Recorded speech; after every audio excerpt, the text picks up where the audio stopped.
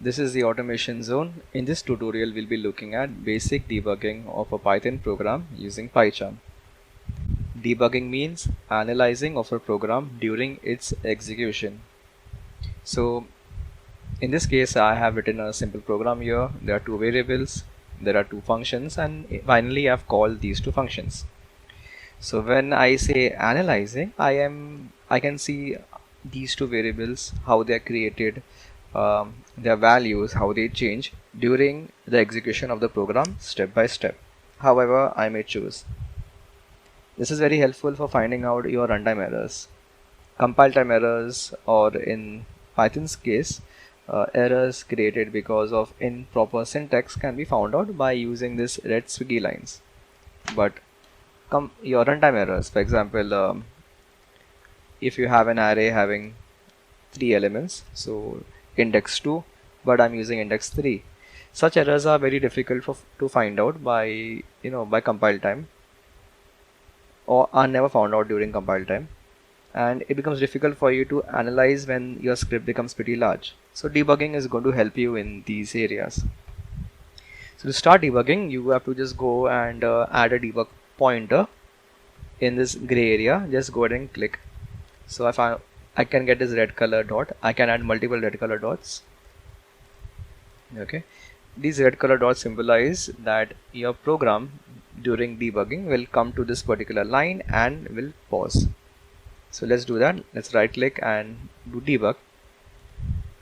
So your program ran, it came to this particular step, this particular line in our program, line number 5, and it has paused. All the other lines were executed.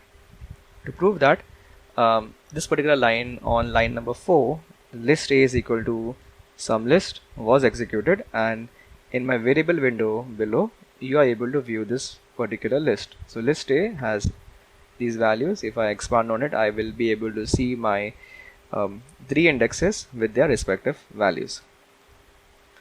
Now I can run the program from this step all the way till the end by clicking on resume right here, or I can execute the program step by step by using the step over command. Here in my computer, the shortcut is F8. It will be different or may be different in yours. So if I click on this, you can see from step number 5 it went to step number 7, line number 7, because line number 6 is basically empty. If I run again, it'll go to line number 7 to line number 11, because as I said earlier, functions are never executed unless called, but these functions are stored in memory. So this memory can be seen using special variables. If you expand on this, right here below you will be able to see your variable that stores your function. So this is my function name. It is stored at this particular index in memory. Let me do one more step. You will be able to see 2 such functions stored. Okay, so let me minimize this. This is not required. So now line number 15, line number 16, and line number 17, let me run it step by step. So I run line number 15. In my console, I will be able to view the value of the print. Okay, so print I will print global variables in my console. If I go back to my debugger and run the next step, when I go back to my console, you can see Tom, Jack, and Jill are printed because print each element in the list has been called. If you want to enter the function, okay, then you have to click the command step into. In my computer it is F7. Okay, you just go and check what's in your computer. When I click on this, it enters the function right here. Now in this case, for I in range 3, so if I do step, the I value will change.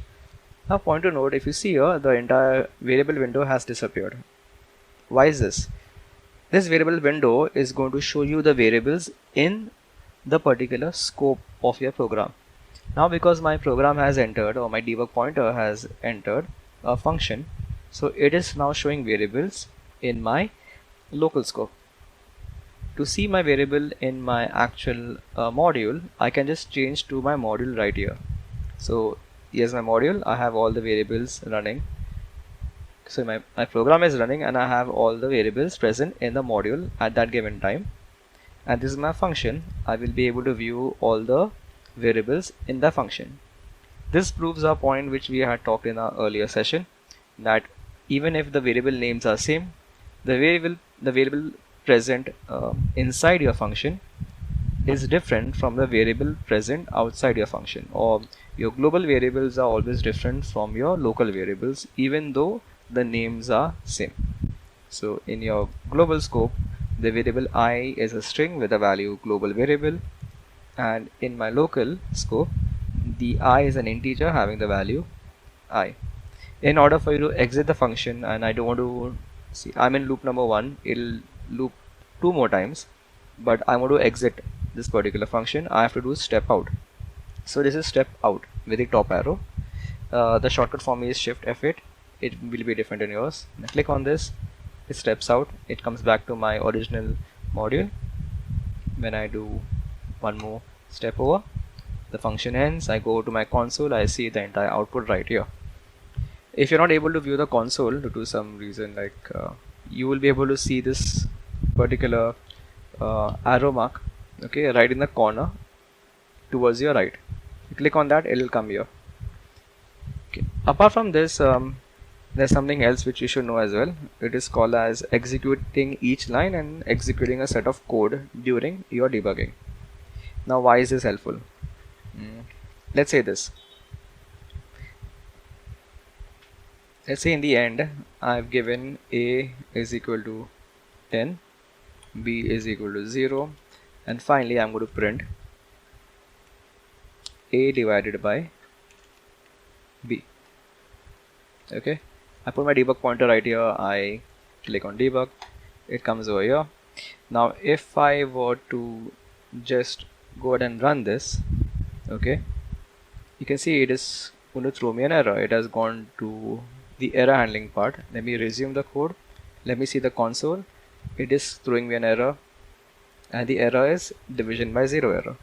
Now in this case you are able to understand why it's happening, because you already have the values, but in certain cases you will not be able to know why it's happening, and you should try different values in order for you to clear the error. So in this case, let's try something else. Let's do a debug again. Now what I can do is I can take this piece of code, okay, take my evaluator, this is the evaluator right here, open the evaluator, copy my piece of code into my evaluator and run it right here. So you can see division by 0 error, but my execution has not stopped. So this is very useful. So I can try different values. I can see that if A divided by 1, does that work? It works. A divided by 2, does that work? I can try different values till I find a value which works successfully for my application. And once that value is found out, then finally I can go ahead and copy the value and print it in my actual code. This will help you save a lot of time, because sometimes I've seen people, they just go ahead and run your code, they see an error, they change the value, they run the entire code again. In our case, the code is pretty simple, it just takes a few lines, so it's pretty fast. But I've seen places where the code to execute takes 10 to 20 minutes. So in such cases, a debug pointer, okay, will help, or an evaluate expression window such as this will help. You can evaluate one line of code. If you want to evaluate a huge set of code, just click your click this button right here, it'll expand, and you can add multiple lines of code.